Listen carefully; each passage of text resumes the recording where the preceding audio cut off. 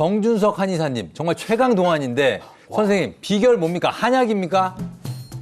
저는 그보다 제가 몸과 피부의 노화를 막기 꼭 챙기는 게 하나 있는데요. 왜 뭔데? 왜 뭔데? 물입니다. 물입니다.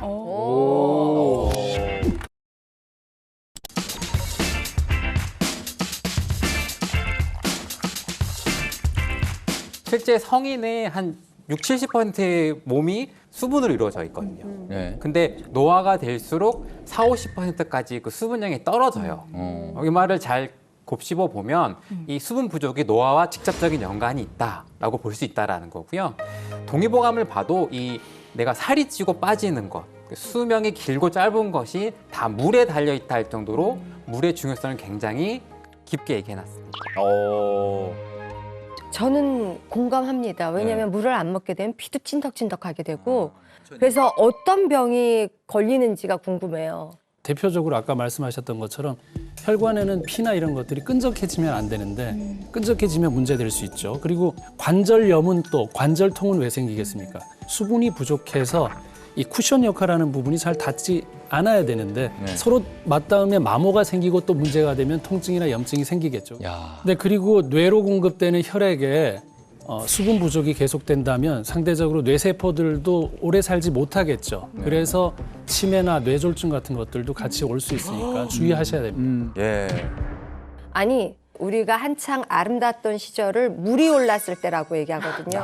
그리고 제 몸이 늙어가면서 수분이 다 빠지고 거칠어지는 거 물이 입에 물을 안 발라주면 여기도 다 말라 있고 특히 뒤꿈치 같은데 네. 그 가뭄에 논바닥 갈라지듯이 갈라지고. 정말 이런 것들이 수분이 다 빠진다라는 느낌이 들거든요. 그래서 이 물을 의무적으로 먹어야지 하면서도 어떤 날은 먹히는 날이 있고 어떤 날 안 먹혀요. 그러면 커피 마셨으니까 아니면 그냥 차로 좀 때우거나 뭐 이러고 차로 많이 채우는 사람들도 있거든요. 그래도 될까요?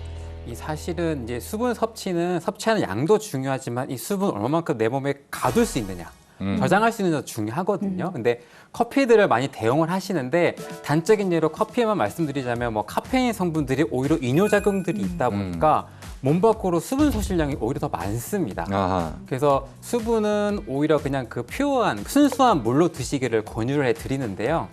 이 물 속에 풍부한 칼슘이라던가 마그네슘, 아연과 같은 이런 미네랄 때문에 순수하게 먹는 게 더 유리합니다. 제가 동안 비법에 미네랄이 풍부한 것들이 얼만큼 중요한지를 보여드려 볼게요. 어머나. 뭐야? 이게 똑같은 원료로 만든 사료를 먹었는데요. 왼쪽은 사료에 미네랄이 안 포함된 사료를 먹은 거고요. 오른쪽 닭은 미네랄을 충분히 먹인 닭이에요. 그러니까 사료는 똑같은데 이 미네랄 차이가 보시는 것처럼 털의 윤기라던가 그리고 발모 상태에서도 큰 차이가 난 것을 확인할 수 있죠. 근데 전 진짜 궁금한 게 저희 집은 그냥 뭐 생수 마시거나 아니면 정수기물 먹거든요. 그치. 여기에도 또 미네랄 들어있는지 궁금하거든요. 예, 물은 물인데 다 같은 물이 아니잖아요. 그래서 여러분들이 궁금해하시는 게 저 물에 뭐 얼마나 들어있을까, 차이가 있을까 예. 궁금해하실 것 같아서 준비를 해봤는데 제 앞에 있는 기계는 미네랄 함량 여부를 알 수 있는 기계인데요. 예.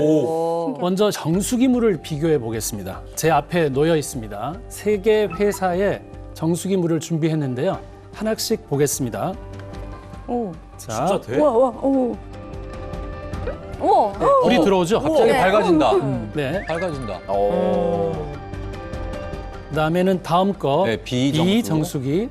비정수기. 이것도 밝아진다. 오. C정수기. 반응이 어이없어. 좀 차이 나죠. 어.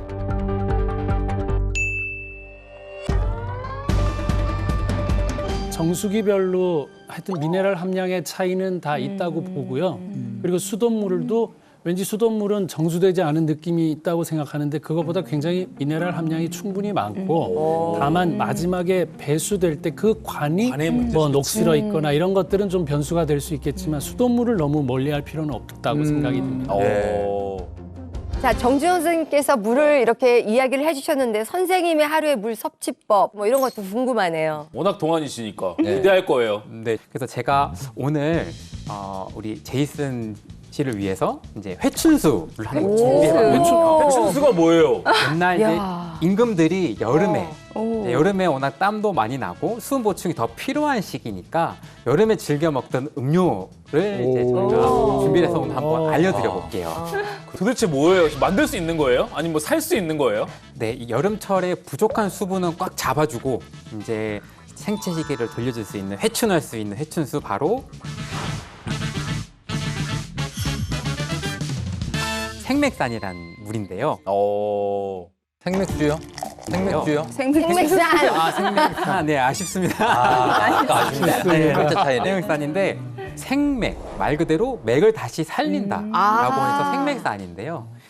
우리가 이제 동의보감에도 이 여름에 기운이 빠진 것들을 좀 돋아주고 너무 더울 때는 이 상부라던가 심장의 열이 너무 강할 수 있잖아요. 그 열기를 낮춰준다 그래서 여름에 임금들이 주로 마시는 음료로 저희가 활용을 많이 했습니다. 보면은 이제 맹문동, 오미자, 인삼 세 가지로 만들 수 있거든요. 오미자. 예, 근데 이 약재들은 사실 마트에서도 금방 구할 수 있어요. 그래요? 맹문동이 뭐? 맹문동 생소하다. 맹문동. 예, 맹문동은 사실 좀 생소하실 수 있는데요. 맹문동은 저희가 불사초라고도 불렀어요.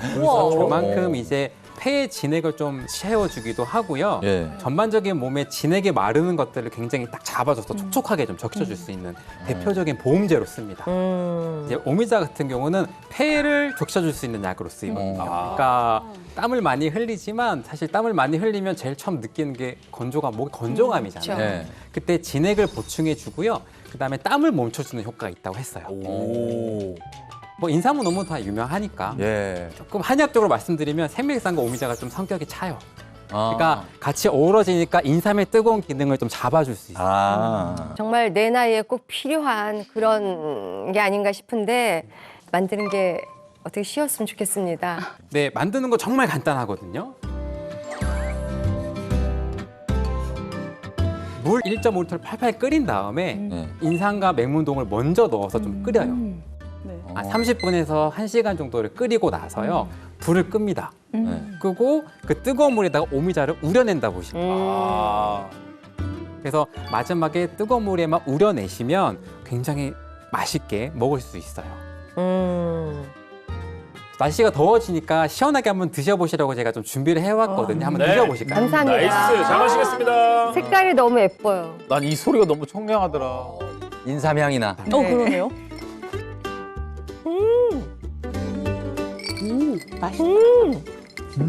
이거 뭐 고급스러운 어떤 갤러리 같은 데 가면 거기에서 이런 거 주잖아요. 그래, 맞아. 홍보짝집. 막 느낌 고풍스럽고 네. 이렇게. 미네랄은 끓였기 때문에 없어진 건지 남아있는지 그게 또 궁금하네요.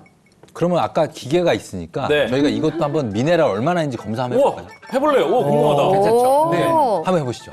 예, 저도 되게 궁금한데요. 예. 생맥산에 그런 미네랄이 얼마나 들어있는지 확인 한번 해보겠습니다. 자, 한번 그러면 들어갑니다.